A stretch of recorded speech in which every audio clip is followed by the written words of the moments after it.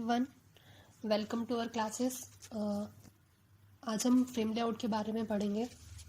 So start करते हैं। पहले हम इसकी डेफिनेशन को देख लेते हैं। Frame layout is design to a block an area on the screen.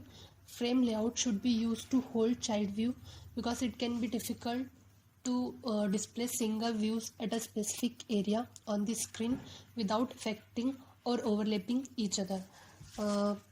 As a name suggest कर रहा है कि फ्रेम लेआउट एक ऐसा लेआउट है जिसमें जो चाइल्ड व्यू होते हैं वो स्टैक्ड फॉर्म में अरेंज होते हैं without affecting to the other child views. इसमें हम जितने भी व्यूज़ ऐड करते हैं उसमें हर व्यू की एक पोजीशन होती है और वो पोजीशन दूसरे व्यू के पोजीशन को इफ़ेक्ट नहीं करती है. इसका एक एग्जांपल हम देख सकते हैं. फ्रेम लेआउट एक फ़ोटो फ्रेम. फ़ोटो फ्रेम क्या होता है कि उस फ़ोटो फ्रेम में एक बॉर्डर होती है.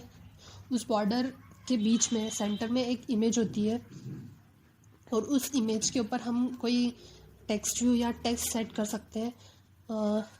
जैसे कि हम इस एग्जांपल में देखते हैं कि ये एक फ्रेम लेआउट है और इस फ्रेम लेआउट में एक इमेज व्यू है और उस इमेज व्यू पे एक टेक्स्ट ऐड है जिस पे लिखा है फ्रेम डेमो.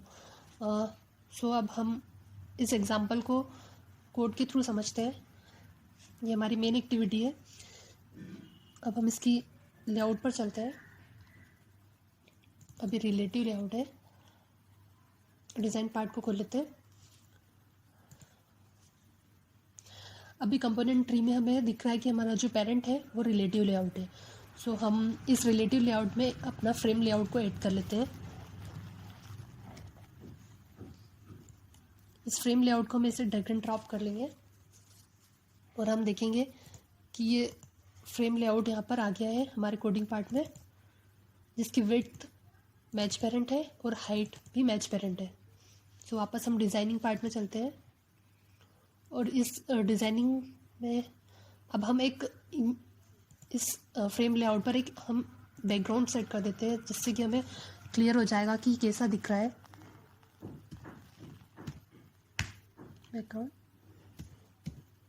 बीच हमने ये बैकग्राउंड सेट कर दिया है इस फ्रेम लेआउट पे. अब हम इस पर एक इमेज व्यू को ऐड कर लेते हैं. इस इमेज व्यू को यहाँ पर ऐड कर लेते हैं और यहाँ से हम ये वाली इमेज को सिलेक्ट करवा लेते हैं जो कि मेरे ड्रॉएबल में पहले से ही ऐड थी. तो मैंने यहाँ से सिलेक्ट कर लिया, ओके किया. अब ये इमेज यहाँ सेट हो गई है. अब हम इस इमेज की ग्रेविटी सेट कर देते हैं. अब इसकी ग्रेविटी को हम सेंटर कर देते हैं ताकि हमारी इमेज जो है वो सेंटर में सेट हो जाए यहाँ पर. इसके बाद अब हम एक टेक्स्ट व्यू ले लेते हैं इस फ्रेम लेआउट में और इस टेक्स्ट पर हम कुछ टेक्स्ट सेट कर देते हैं. Hello world. और इस टेक्स्ट की कुछ साइज दे देते हैं हम. Text size 60 SP. अभी हमने इसका टेक्स्ट साइज 60 SP दे दिया है और इस टेक्स्ट का कुछ कलर सेट कर देते हैं.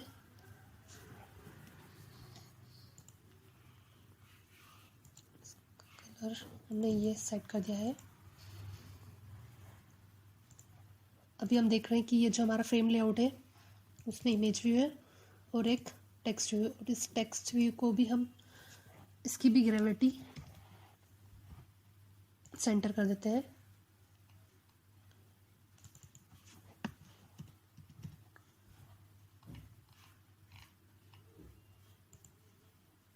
इसकी हम लेआउट ग्रेविटी सेंटर सेट कर देते हैं और अप्लाई कर देते हैं. अभी ये